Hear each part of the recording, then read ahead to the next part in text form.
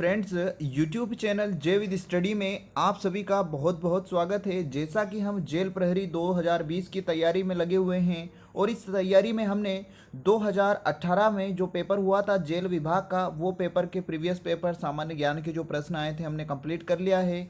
अब हम 2017 के प्रीवियस पेपर में जो सामान्य ज्ञान के महत्वपूर्ण प्रश्न आए थे उनके बारे में चर्चा कर रहे हैं। इसी चर्चा में आज प्रश्न सेट यहाँ पर हम 6th ले रहे हैं।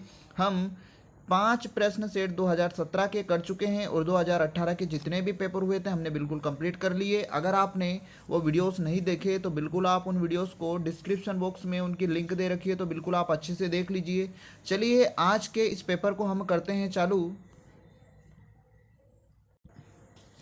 ये हमारे सामने 19 जुलाई 2017 शिफ्ट थर्ड का पेपर है, जिसमें 20 महत्वपूर्ण प्रश्न जो जीके के आए थे उनके बारे में हम चर्चा करते हैं।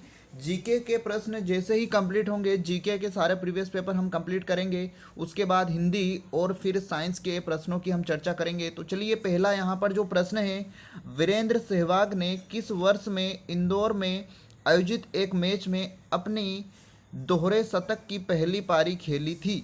ऑप्शन फर्स्ट यहाँ पर दे रखा है 2010, ऑप्शन सेकंड 2013, ऑप्शन थर्ड यहाँ पर 2011 है और ऑप्शन फोर्थ यहाँ पर 2012 है। तो जैसा कि दोस्तों, जो वीरेंद्र सहवाग है उसने इंदौर में अपनी जो पहली पारी दोहरी शतक की पारी खेली थी वो खेली थी सन 2011 में। सन 2011 में ये बिल्कुल अपनी पहली पारी इस वीरेंद्र सहवाग ने खेली थी।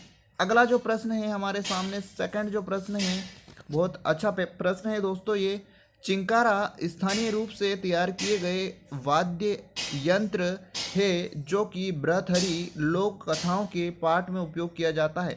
वास्तव में रिक्त स्थान का एक रूप है। ऑप्शन फर्स्ट टपली, ऑप्शन सेकंड सारंगी, option third guitar, option fourth यहाँ पर तबला।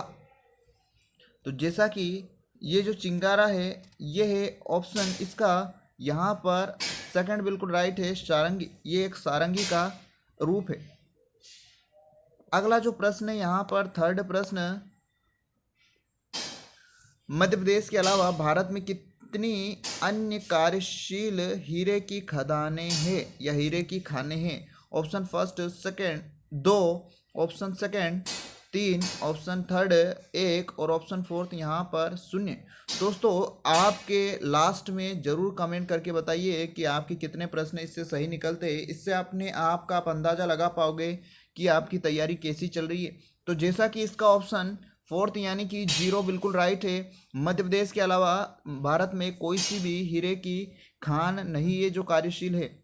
अगला जो प्रश्न है यहाँ पर फोर्थ प्रश्न, अगर घाटी के ऊपर से देखा जाता है तो पाताल कोट किस आकार का दिखाई देता है? मतलब अगर घाटी के ऊपर से हम देखें पाताल कोट को तो किस आकार का देखा जाता है? बहुत इंपॉर्टेंट प्रश्न है फ्रेंड्स ये। ऑप्शन फर्स्ट इनमें से कोई नहीं, ऑप्शन सेकंड घोड़े की नाल, ऑप्शन थर्ड वर्ग और ऑप्शन फोर्थ है आयत। तो ये जो है प्रश्न, इसका ऑप्शन यहाँ पर सेकंड इज बिल्कुल राइट है। सेकंड प्रश्न, घोड़े की नाल का आकार का दिखाई देता है ये पाताल कोट। इसको आप वेरी वेरी इंपॉर्टेंट लगा लीजिए, अपने नोटबुक में अच्छे से नोट कर लीजिए। अगला जो प्रश्न यहाँ पर है हमारे सामने, ज्ञानदूत योजना मध्य प्रदेश सरकार ने कौन से शहर में शुरू की थी? तो ये जो प्रश्न है दोस्तों, ये एक योजना से रिलेटेड प्रश्न है और ये करंट अफेयर की योजना थी। तो जितनी भी योजना है मध्य प्रदेश से रिलेटेड, खास करके भारत की तो सभी को करनी ही है, पर मुख्य रूप से जेल प्रहरी की एग्जाम में मध्य प्रदेश की योजनाओं को आप अच्छे से अध्ययन करिए। इसका option first Dhar, option second Datia, option fourth है सागर, ऑप्शन थर्ड यहाँ पर सागर है और ऑप्शन फोर्थ रतलाम। तो ये जो ज्ञानदूत योजना है इसका शुभारंभ जो होता है, ये शुरू होती है, ये होती है ऑप्शन फर्स्ट यानी कि धार बिल्कुल राइट है। धार से ये योजना चालू होती है। अगला जो प्रश्न है हमारे सामने 6 नंबर का जो प्रश्न है, शंकर दयाल शर्मा ने किस वर्ष में भारत के राष्ट्रपति के रूप में सेवा की? भारत के राष्ट्रपति किस वर्ष वो बने थे? Option first 1994, option second 1992, option third 1991 और ऑप्शन फोर्थ है 1992। तो जो शंकर दयाल शर्मा है वो सन 1992 में, यानी कि ऑप्शन फोर्थ बिल्कुल राइट है, 1992 में भारत के राष्ट्रपति के रूप में उन्होंने सेवा करी।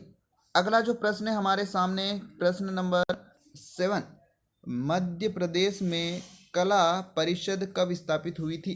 मध्य प्रदेश में कला परिषद कब स्थापित हुई थी?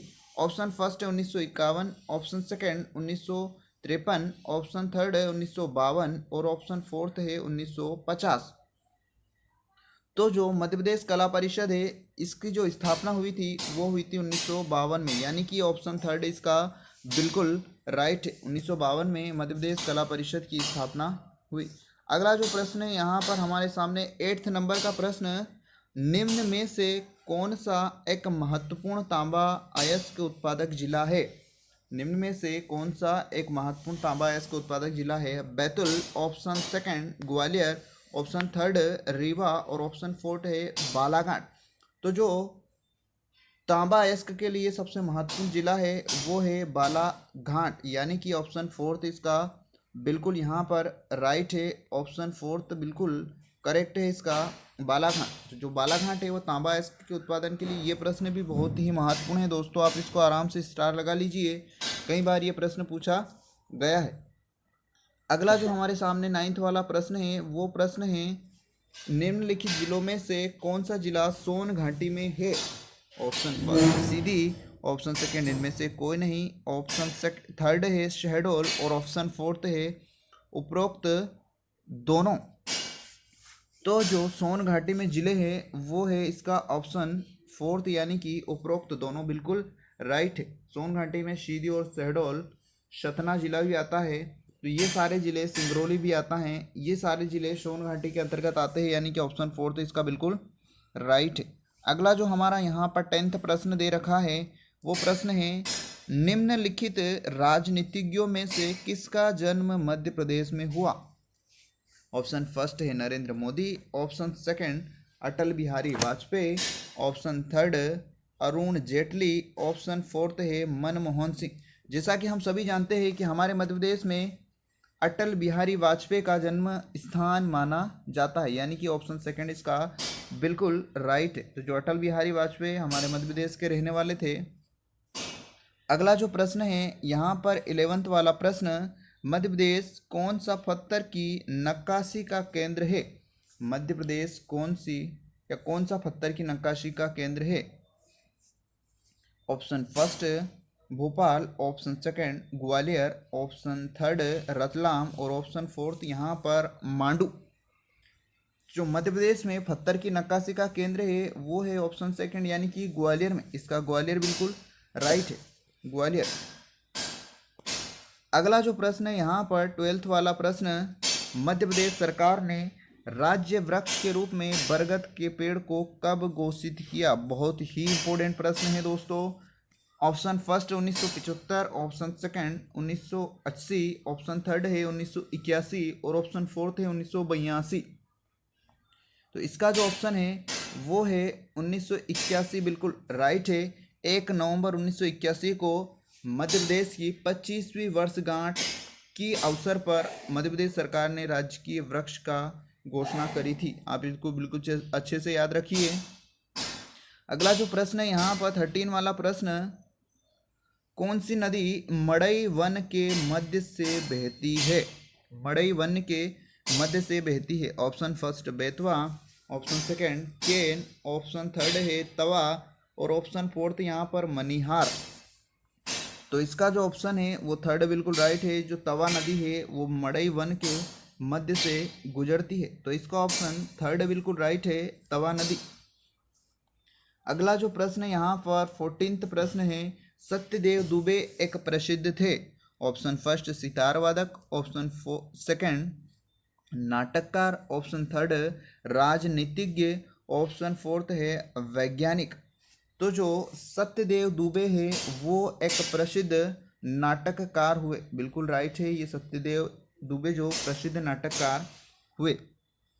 अगला जो प्रश्न है 15th प्रश्न, हलाली जलाशय मध्य प्रदेश के जिले में है। पूछा गया है कि किस जिले में है। ऑप्शन फर्स्ट यहाँ पर Vidisha, option second Hoshangabad, option third Bhopal और ऑप्शन फोर्थ है रायसेन। तो जो हलाली परियोजना है या फिर हलाली जलाशय है ये है विदिशा में। ऑप्शन फर्स्ट बिल्कुल राइट है, विदिशा। अगला जो प्रश्न है 16th यहाँ पर, केन बेतवा नदी जोड़ने वाली परियोजना मध्य प्रदेश और किस राज्य में लाभ पहुंचेगी?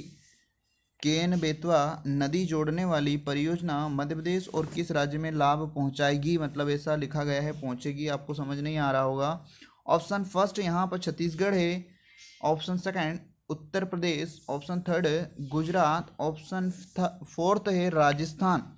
तो जैसे कि केन बेतवा परियोजना है, हम सब जानते हैं कि जो बेतवा नदी है वो और केन नदी का जो प्रवाह है वो यूपी में भी है। तो इसका ऑप्शन सेकंड बिल्कुल राइट है। यहाँ पर उत्तर प्रदेश मध्य प्रदेश के अलावा यूपी को भी इसका फायदा मिलना है।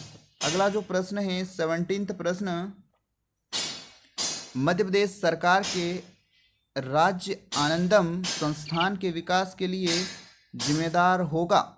ऑप्शन फर्स्ट इनमें से कोई नहीं, ऑप्शन सेकंड खुशी सूचकांक, ऑप्शन थर्ड गरीबी सूचकांक, ऑप्शन फोर्थ है खाद्य सूचकांक। तो आनंदम जो संस्थान है राज्य की वो करती है खुशी सूचकांक यानी कि हैप्पीनेस इंडेक्स। ठीक है, हैप्पीनेस इंडेक्स यानी कि ऑप्शन थर्ड बिल्कुल इसका सेकंड ऑप्शन बिल्कुल राइट है, खुशी सूचकांक। बहुत अच्छा प्रश्न है दोस्तों, इसको आप अच्छे से नोट कर लीजिए। अगला जो प्रश्न है हमारा 18th प्रश्न,